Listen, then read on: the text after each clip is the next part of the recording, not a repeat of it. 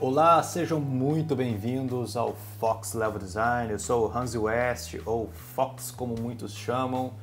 E no vídeo de hoje eu vou estar falando para vocês o que muda no workflow de modelagem de um objeto que está sendo recriado para uma versão remasterizada ou para um remake de algum game. Esse será o foco do vídeo de hoje. Antes que você reclame, não, nós não queremos um time-lapse comentado sobre remake, nós queremos uma série de vídeos aí super detalhada e tal, enfim. Eu vou trazer isso pra vocês, galera, eu só estou trazendo este vídeo aqui, essa espécie de preview, porque o meu equipamento de gravação ainda não chegou e para não deixar o canal parado, eu estou trazendo alguns conteúdos diferentes, ok? Talvez essa semana ainda vocês já comecem a receber os vídeos desta série de modelagem para remasters, ok? Porque remasters atualmente é uma grande tendência no mercado e provavelmente vai ficar muito mais forte ainda, assim como foi quando começamos a receber DLCs, né? Vocês se lembram? E com remasters não será diferente. Eu não diria isso para remakes, né, porque é algo mais trabalhoso e tal, mas para os remasters é certo.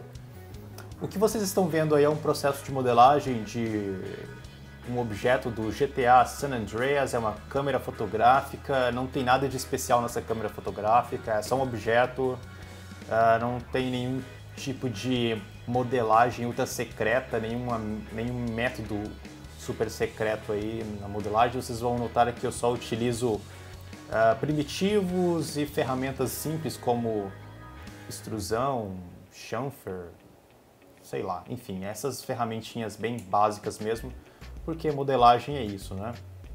Eu vou estar falando um pouco mais sobre essa questão de modelagem mais pra frente, mas a necessidade deste vídeo aqui é porque existe uma grande diferença quando você está modelando um jogo, quando você está modelando o objeto para um jogo, sabe, inicialmente, um jogo que não está sendo remasterizado, para quando você está modelando para um jogo que será remasterizado ou que terá sua versão de remake. Tá? Existe uma grande diferença entre estas duas coisas.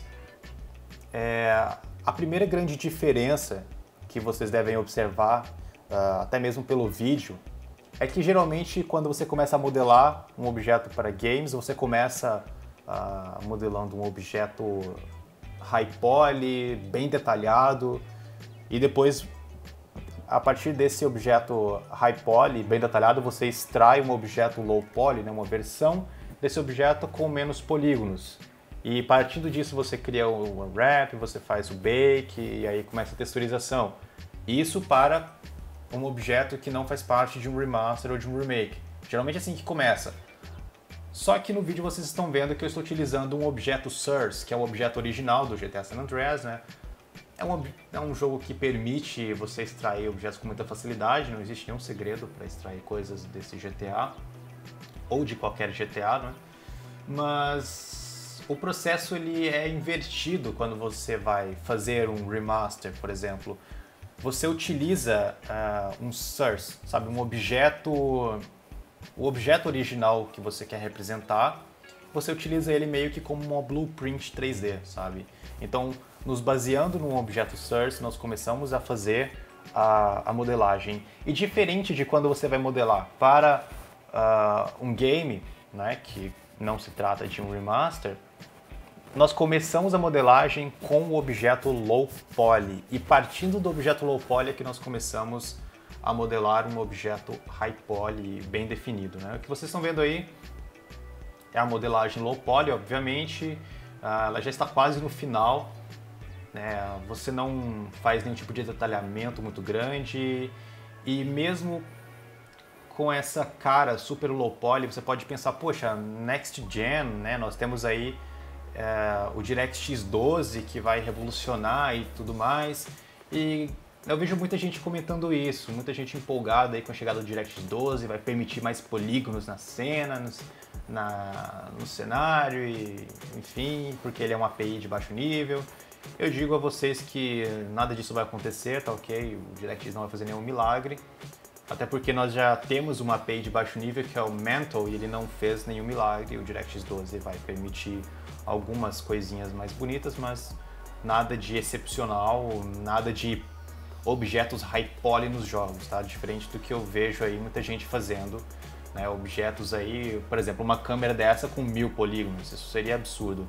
Então, objetos para games, galera, realmente são low poly, mesmo hoje no que chamam de nova geração de games, ainda é necessário fazer objetos com uma quantidade de polígonos bem baixa, ok? Então o que vocês estão vendo aí agora é o processo de detalhamento desse objeto. Eu começo a adicionar subdivisões, começo a adicionar detalhes na superfície, porque depois eu vou extrair todas as informações no Bake, tá ok? Vocês vão observar também nesse timelapse que eu utilizo mais programas além do 3D Max. Eu utilizo o Maya, não sei se nesse timelapse eu coloquei, mas eu utilizei também para alguns testes o Xnormal, utilizei o Substance Designer e também utilizei mais algum programa, eu acho que não. Eu utilizei tanto o Maya quanto o Maya LT, tá ok? Eu não vou mostrar isso no vídeo, né, da série que vocês deverão ver talvez essa semana, mas eu fiz esses testes porque muita gente fala, olha, faz aí modelo para jogos no Maya LT, porque ele foi criado para modelar para jogos, ou então cria no Maya, porque o Maya foi feito para modelagem de jogos, não sei o que. Eu queria dizer que nada disso existe, tá, galera? Eu vejo muitas pessoas falando isso com muita frequência e, cara, nada disso existe, sabe? Na série que vocês terão aqui no canal, o objeto será todo feito no 3D Max, desde a modelagem do low poly até o refinamento para o high poly,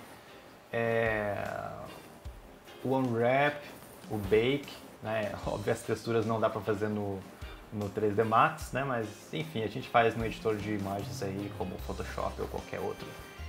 E enfim, tá? Eu faço esses testes só para ver se muda alguma coisa no processo de modelagem, e o que eu posso dizer é que, cara, não compensa muito ficar mudando de software, sabe? Faz a modelagem no programa, depois vai fazer o mapeamento UV no Maya, por exemplo, porque o mapeamento no 3D Max ele não é tão simples quanto no Maya, ele não é tão rápido quanto no Maya, sabe?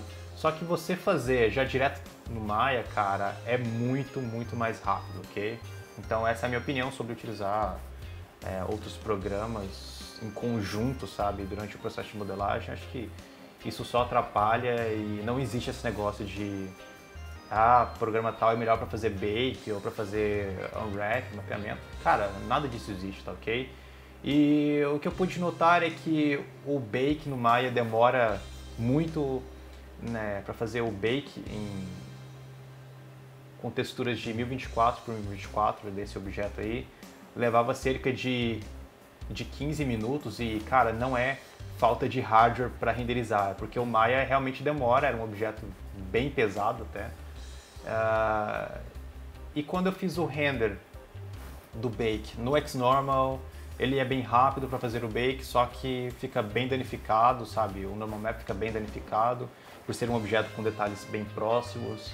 Fiz no Substance Designer e a conclusão que eu posso dar a vocês é que a qualidade dos detalhes não é tão grande, ele faz o render das texturas bem rápido e tal, mas, né, aquela coisa, né, não é tão bem feito assim, porque se você faz o bake no programa nativo no qual você modelou, cara, sabe, a qualidade é incomparável, até porque no 3D Max foi onde eu consegui as melhores texturas de bake, tá ok? Obviamente, talvez porque eu já modelei no Max, não sei, mas as texturas do bake que eu extraí através do Max foram as melhores, melhores não apenas em qualidade, mas também em tempo, sabe? O tempo de render é absurdamente rápido aqui no 3D Max.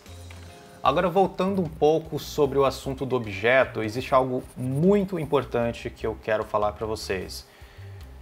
Vocês podem ver que eu estou adicionando detalhes, assim, detalhes que não existem no modelo original, né? E quando você faz uma versão remaster, uma versão remake, pode acontecer de o objeto original não ser tão detalhado, por ser um objeto de um game antigo como o GTA San Andreas.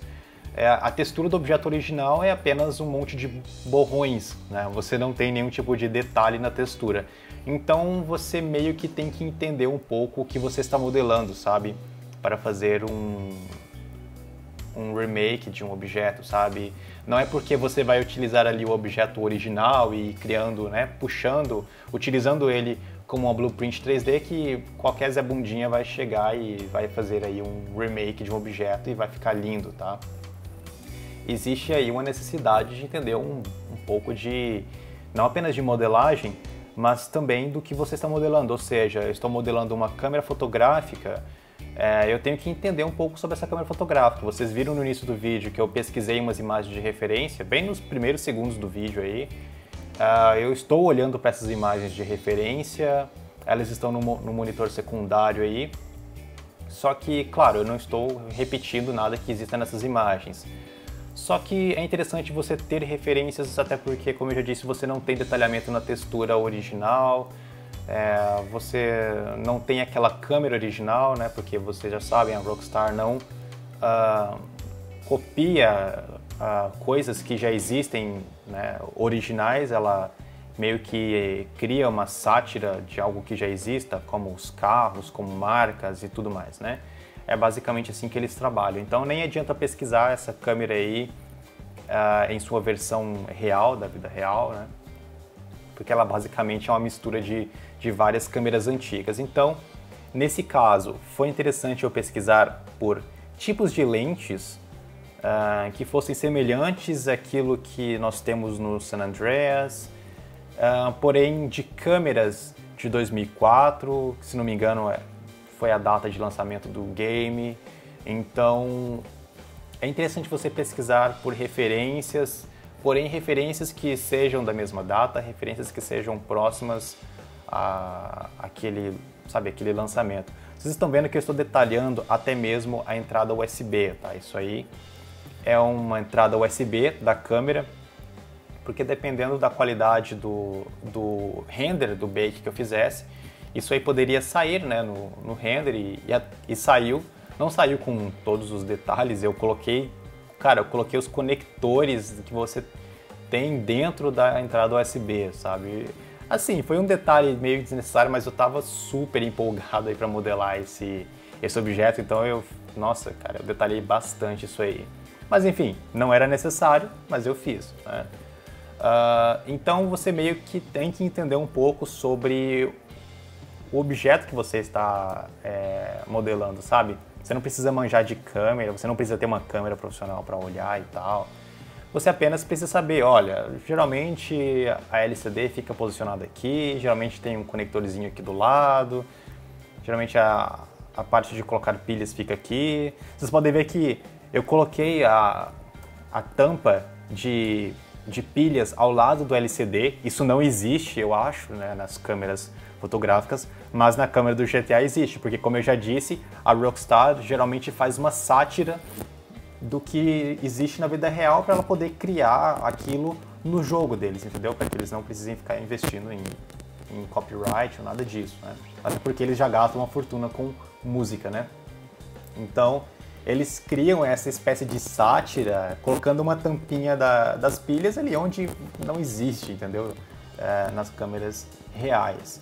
Então, entendeu? Você tem que entender aquilo ali que você está modelando, só que você tem que entender o lado da Rockstar também, em fazer e em manter aquela sátira, sabe? Porque você está trabalhando num remake daquele objeto para deixá-lo mais real, só que essa câmera não é real, sabe? Essa tampinha não existe nesse lugar em câmera nenhuma. Então você tem que se preocupar em manter a originalidade do objeto, sabe? Tentar manter alguns detalhes pequenos bem fiéis, ok? E enfim, galera, isso aí é um trabalho que foi demorado, tá? Fazer um remake ou um remaster, que seria basicamente um polimento do objeto, Não é algo difícil, eu vou dizer para vocês, é muito mais fácil do que você ter que criar do zero, isso é óbvio, né? Só que é um processo demorado, tá? Isso aí foi bastante demorado, até devido aos testes que eu fiz e tudo mais. Gasta um tempo bem grande, sabe? Para fazer tudo isso e para fazer os renders e tudo mais. Então é bem simples, essa aí é uma parte bem legal que eu descobri que eu não tinha salvo a parte low poly, eu tive que remodelar a parte da câmera, tá? Porque é o seguinte, eu comecei com a câmera low poly e aí eu ia duplicando, por exemplo, dupliquei a lente e fiz a lente high poly, depois eu dupliquei os botões, fiz os botões high poly, sempre escondendo a versão low poly e na câmera eu acabei esquecendo de salvar o low poly e já fiz o high poly no low poly. Olha só, eu passei para o Maya para fazer o mapeamento das texturas no Maya. Olha, eu utilizei aí também o Xnormal para fazer o render. Ele faz o render bem rápido, só que a qualidade no Xnormal não fica tão boa, talvez por ser um objeto menor, que tem detalhes muito pequenos e...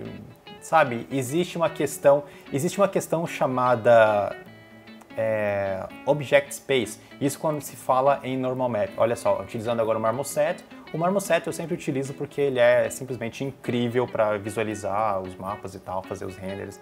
Eu sempre utilizo o Marmoset até para fazer os trailers que eu posto aqui no canal. Ele é um programa simplesmente espetacular, né?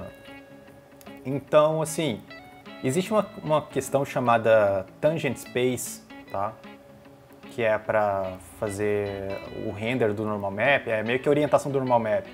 Então isso vai variar de um programa para outro, então por isso que eu falo que é interessante vocês fazerem o bake no objeto original, tá ok?